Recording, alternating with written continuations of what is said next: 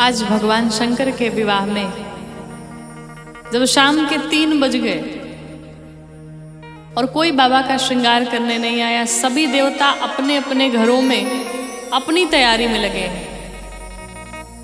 गणों ने सोचा कि भाई आज बाबा दूल्हा बन के जाएंगे और बाबा का कोई श्रृंगार करने नहीं आया, तो गण सब जा करके बाबा से धीरे से कहते हैं, प्रभु अगर आपका आदेश हो तो आज हम ही लोग आपका श्रृंगार कर दें। भगवान शंकर ने उत्तर दिया कि जितना सुंदर तुम लोग श्रृंगार करोगे उतना सुंदर कोई दूसरा नहीं कर सकता। भाई जो आनंद अपने समाज में है वो दूसरे में नहीं है, तो मेरा श्रृंगार करो। अब जैसे गणों का श्रृंगार वो खुद करते होंगे वैसे ही तो सजाएंगे बाबा को। गणों ने बाबा का श्रृंगार करना प्रारंभ किया। गोस्वामी जी ने भी बहुत सुंदर वर्णन किया चौपाइयों से। उसी प्रकार से आज हम सभी मिलकर के बाबा के विवाह में भगवान के विवाह की इस गीत को चलिए मिलके गाते हैं। कैसे? गंगा जी के धार सोहे चंद्रमा लीलार सोहे, बिखधर छोड़े फुफुकार। अरे हे आहे शिव जी के गण लोग करत श्रृंगार, बाबा दुल्हा सरकार। हे आहे शिव जी के गण लोग करत श्रृंगार, बाबा दुल्हा सरकार। हे आहे शिव जी के गण लोग करत श्रृंगार, बाबा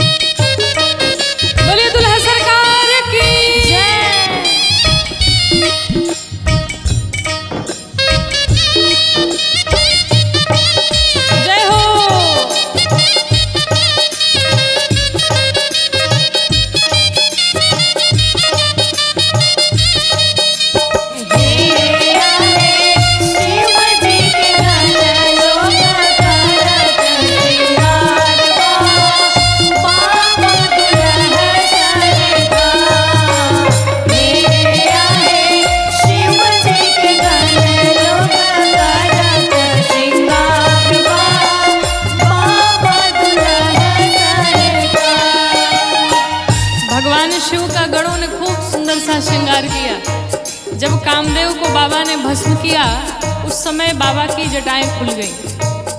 गणों ने जटाओं को लिया और जटाओं का ही सुंदर सा मुकुट तैयार कर दिया। एक ने कहा भाई दूल्हा सहरा भी पहनता है, तो दूसरा पूछता है सहरा होता कैसा है? तो कहता है कुछ नहीं, लड़ियां फुलझड़ियां लटकी रहती है जिससे दूल्हे का चेहरा ढक जाए। एक गण गया 25-30 तो सर्प पकड़ के लाया और उनके सिर को जटाओं में बांध दिया। जो उनकी पूंछ थी नीचे लटका दिया, सुंदर सा सहरा तैयार हो गया। सर्पों का ही कानों में कुंडल पहनाया, सर्पों का ही बाजूबंद पहनाया, यज्ञोपवीत बना करके बासुकी नाथ को पहनाया, पूरा श्रृंगार किया। जब श्रृंगार हो गया तो एक गण ने देखा कि भाई बाबा दिगंबर रहते हैं, कुछ पहनते नहीं हैं। तो एक गण ने धीरे से कहा प्रभु आज आपका विवाह है, दूसरे के गांव में जाना है, दूसरे के नगर में जाना है, कम से कम आज तो कुछ पहन लीजिए। बाबा ने कहा क्या पहनाओगे? कहा एक काम करिए, आप जिस बाघंबर पर बैठे हैं अगर आदेश करिए तो वही पहना दे। बाबा ने कहा पहनाओ। अब जब गणों ने बाघंबर को पहनाना शुरू किया तो उस बाघंबर में बटन लगी नहीं है कि लगा करके बंद कर दे। वो जब बाघंबर पहनाए बाघंबर नीचे खुल के गिर जाए। अब गण बड़े परेशान, क्या करें? अंत में 25-30 तो सर्प मिलके एक जगह नृत्य कर रहे थे बाबा के विवाह में। एक गण ने एक सर्प को इशारा किया इधर सुनो। आया, कहा सरकार आदेश करिए। कहा तुम्हारी बहुत स्पेशल ड्यूटी लगाई जा रही है। क्या ड्यूटी है भाई हमारी? कहा देखो तुमको बेल्ट बनना है। कहा बेल्ट बनना है? कहा जी। अब उस लंबे से सर्प को बाबा के बाघंबर को पहनाया और बेल्ट बना करके उस बाघंबर को रोक दिया। लेकिन हुआ ये कि जितने भूत प्रेत हाकिनी डाकिनी पिशाचनी बुढ़वा जितने थे सब नाच रहे थे, सर्प भी नृत्य कर रहे थे। अब यहाँ जो बेल्ट बन करके कमर में बंधा हुआ था वो बैठे बैठे देख रहा था। आज 6 महीने पहले से हमने डांस क्लास अटेंड किया। किस दिन के लिए? कि बाबा के विवाह में नृत्य करेंगे। और जब नृत्य करने की बारी आई तो ला करके यहाँ बांध दिया। भाई मैं तो मानूंगा नहीं, मैं भी नाचूंगा। और वो सर्प धीरे से खुला बाबा के कमर से और जा करके मंडली में शामिल हो गया और वो भी लगा खूब नृत्य करने। और जैसे सर्प गया बाबा का बाघंबर नीचे खुल के गिर गया। बाबा ने देखा भी कि बाघंबर नीचे खुल के गिर गया। बाबा ने कहा जाने तो अच्छा हुआ, जो भी भारी भारी सा था अब हल्का हो गया, क्योंकि बाबा को कुछ पहनने की आदत नहीं। और यही स्थिति में जब बाबा ससुराल में पहुंचे तो जो छोटे छोटे गांव के बच्चे थे उन्होंने कहा कि दूल्हा नहीं पागल आया है। पागल? काहे पागल है भाई? कहा बैल पर बैठा है, वो भी सीधा नहीं, बैल का पूंछ पकड़ करके उल्टा बैठा हुआ है। अद्भुत श्रृंगार किया गणों ने। कहते हैं सांप के कंगन सांप के कुंडल त्रिभुवन के मलिकार है। आहे सांप के जनेब महादेव पे नहीं चलले, गौरा बियाहन ससुराल है। आहे सांप के जनेब महादेव पे नहीं चलले, गौरा बियाहन ससुराल है। आहे सांप के जनेब महादेव पे नहीं चलले, गौरा बियाहन ससुराल। बोले विश्वनाथ भगवान की जय।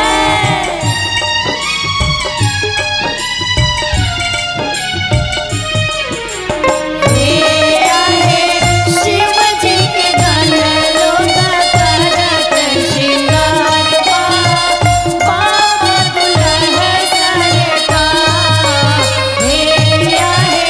शिव जी के गण लोग करत श्रृंगार, बाबा दुल्हा सरकार।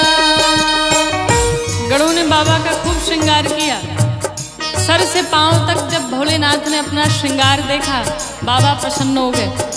तब तक एक गण को दिखाई पड़ गया। एक गण कहता है भाई पूरा श्रृंगार तो हो गया है, लेकिन दुल्हवा जब तक पाउडर ना लगाए दूल्हा कैसे लगेगा। कहा भाई पाउडर होता कैसा है। कहा कुछ नहीं, मिट्टी जैसा होता है। कहा चिंता ना करो। दौड़ा भागा गया शमशान घाट में, और अभी एक चिता शांत ही हुई थी, 20-25 बाल्टी भस्म लेकर के आया और बाबा के सर से पांव तक लगाया नहीं, पोत डाला।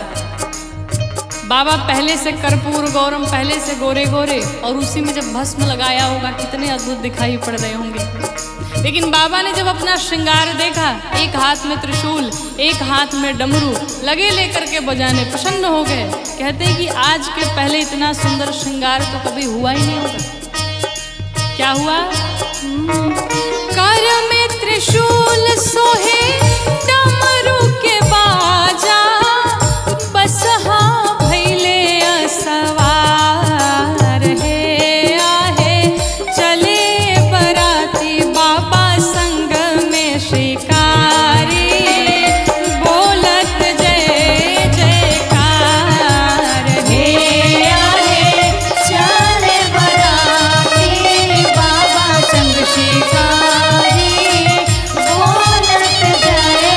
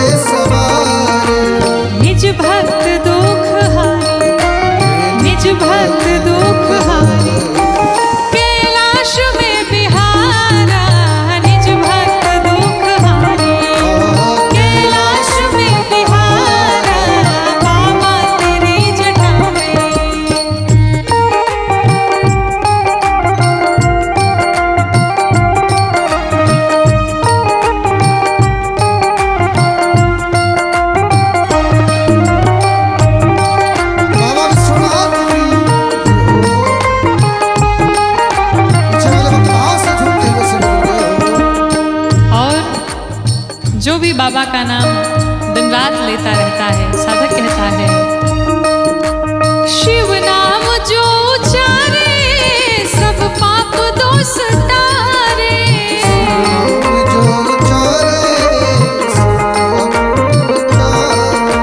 शिव नाम जो उचारे सब पाप दोष तारे।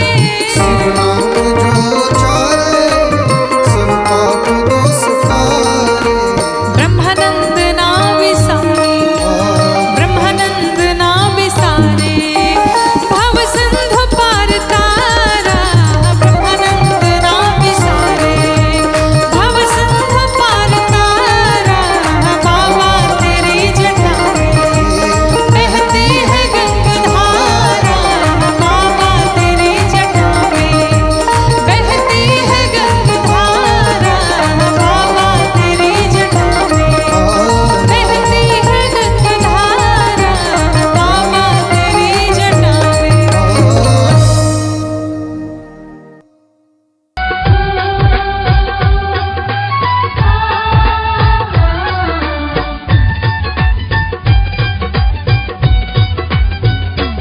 एक छोटी सी कन्या पार्वती शिव शंकर पूजा करती थी।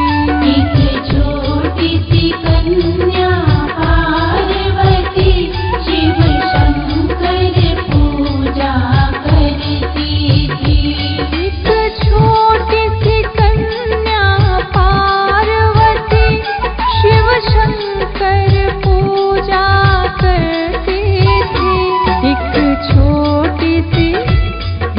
छोटी सी कन्या पार्वती शिव शंकर पूजा करती थी। एक छोटी सी कन्या पार्वती शिव शंकर पूजा करती थी।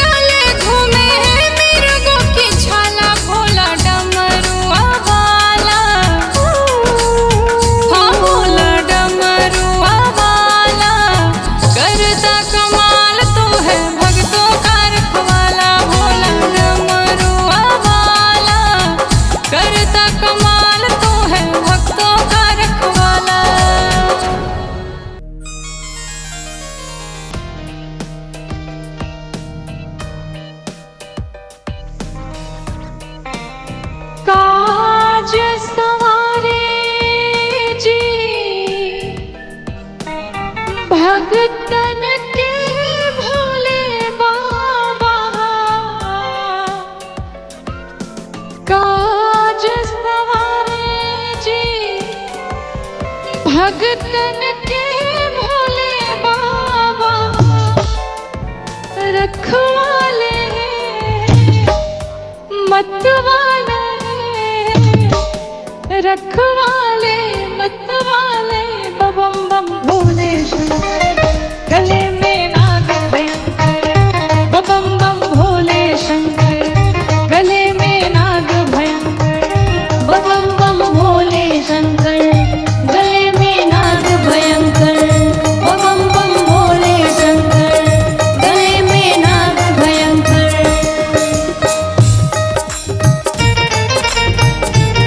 बोलो शंकर भगवान की जय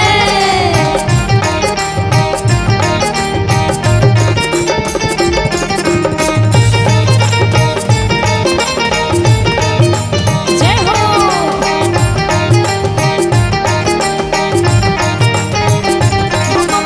भोले शंकर गले में नाग भयंकर बम बम भोले शंकर गले में नाग भयंकर। सभी भक्त क्या कहते हैं? महिमा तुम्हारी भोले सबसे निराली, सबसे निराली भोले सबसे निराली। खाली गया नहीं कोई सवाली। कोई सवाली बोले कोई सवाली। हाँ महिमा तुम्हारी भोले सबसे निराली, खाली गया नहीं कोई सवाली। जो भी मांगा तूने वो ही दिया भोले बाबा, जो भी मांगा तूने वो ही दिया भोले बाबा। रखवाले मतवाले रखवाले मतवाले बम बम भोले शंकर जय हो। गले में नाग भयंकर बम बम भोले शंकर गले में नाग भयंकर बम बम भोले शंकर गले में नाग भयंकर।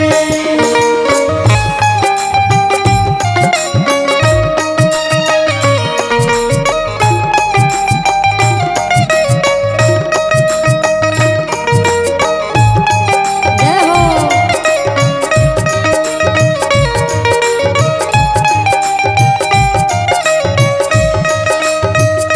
बम बम भोले शंकर गले में नाग भयंकर बम बम भोले शंकर गले में नाग भयंकर।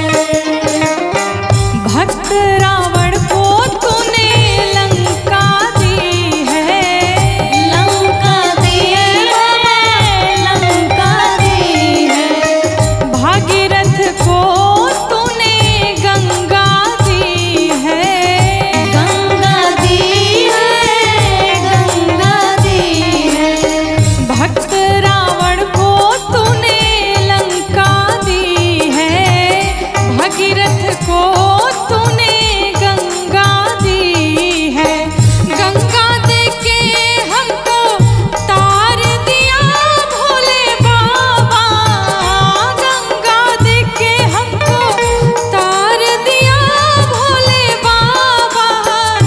रखवाले मतवाले रखवाले मतवाले बम बम भोले शंकर जय हो। गले में नाग भयंकर बम बम भोले शंकर गले में नाग भयंकर बम बम भोले शंकर गले में नाग भयंकर।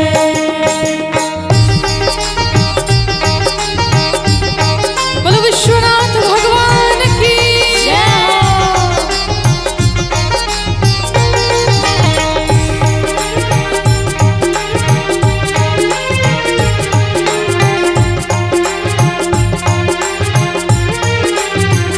बम बम भोले शंकर गले में नाग भयंकर बम बम भोले शंकर गले में नाग भयंकर।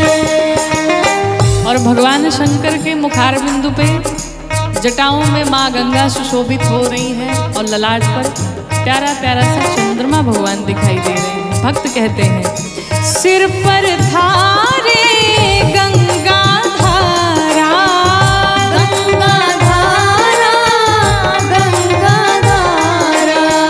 मुख पर चमके चंदा प्यारा, चंदा प्यारा, चंदा प्यारा। सिर पर धारे गंगा धारा, मुख पर चमके चंदा प्यारा। भर भर पिए भोला भांग का प्याला भोले बाबा, भर भर पिए भोला भांग का प्याला भोले बाबा। रखवाले मतवाले, रखवाले मतवाले, बम बम भोले शंकर जय हो। गले में नाग भयंकर, बम बम भोले शंकर, गले में नाग भयंकर। बम बम भोले शंकर, गले में नाग भयंकर। बम बम भोले शंकर, गले में नाग भयंकर। बम बम भोले शंकर, गले में नाग भयंकर। बम बम भोले शंकर, गले में नाग भयंकर।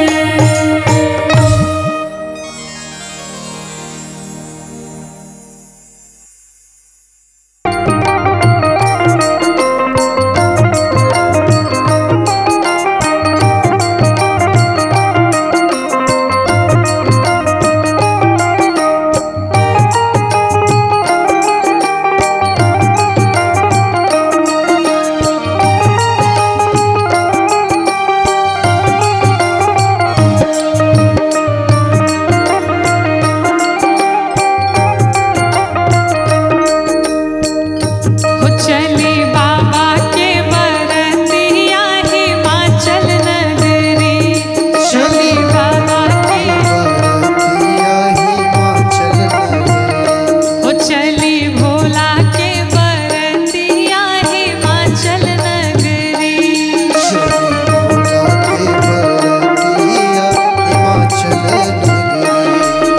हिमाचल नगरी हो हिमाचल नगरी,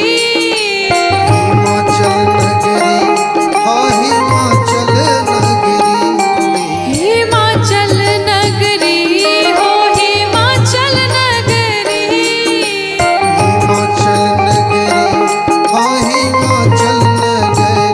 हो चली बाबा के बरतिया हिमाचल नगरी, चली बाबा के बरतिया हिमाचल नगरी।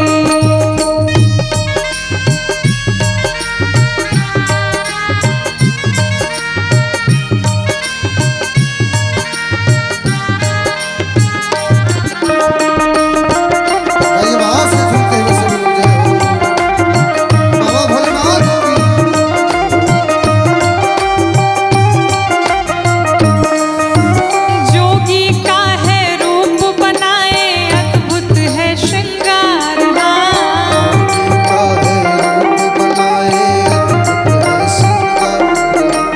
जोगी का है रूप बनाए अद्भुत है श्रृंगार।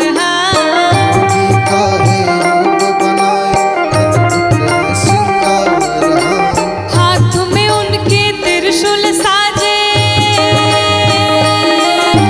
हाथ में उनके त्रिशूल साजे। गल सर्पों के हार, अरे गल सर्पों के हार। बाजे हो बाजे डमरू डिम डिम डिमिया हिमाचल नगरी, हो बाजे डमरू डिम डिम डिमिया हिमाचल नगरी।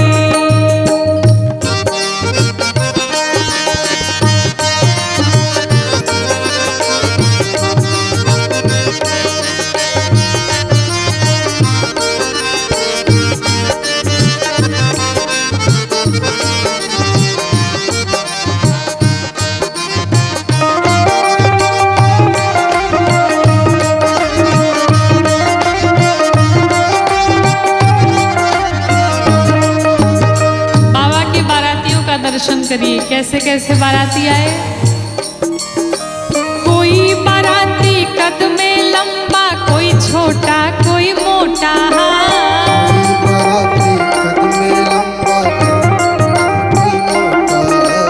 कोई बाराती कद में लंबा, कोई छोटा कोई मोटा।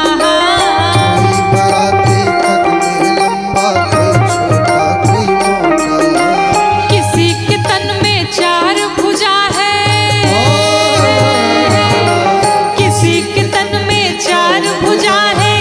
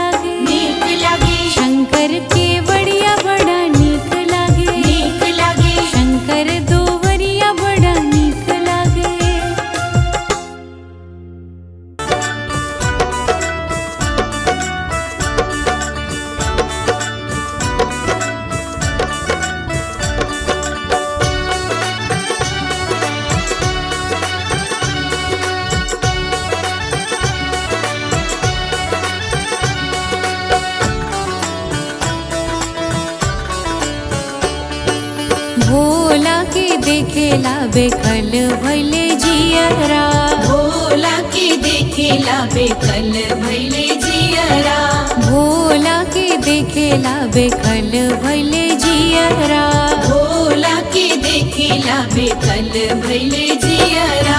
की चढ़ावे पान फूल के बेल पतिया, के चढ़ावे पान फूल के बेल पतिया, के बेल पतिया, के बेल पतिया, के चढ़ावे आहो भोला धतूरे कपतिया, के चढ़ावे आहो भोला धतूरे का पतिया, भोला के देखेला बेकल भैले जियरा, भोला के देखेला बेकल भैले जियरा।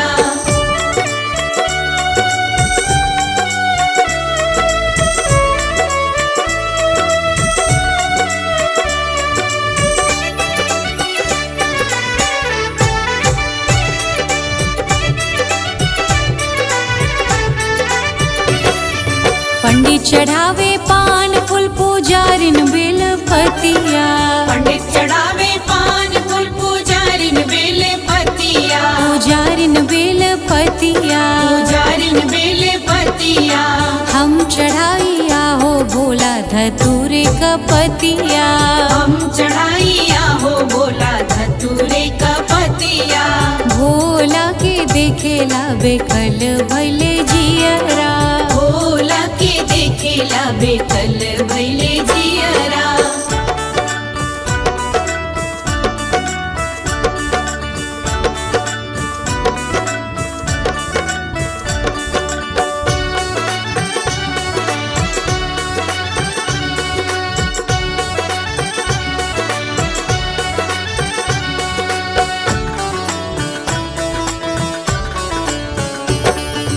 के मांगे अन्न धन के मांगे देहिया, के मांगे अन्न धन के मांगे देहिया, के मांगे देहिया, के मांगे देहिया, के मांगे आहो भोला दर्शन देबा कहिया, के मांगे आहो भोला दर्शन देबा कहिया, भोला के देखेला बेकल भैले जियरा, भोला के देखेला बेकल भैले जियरा।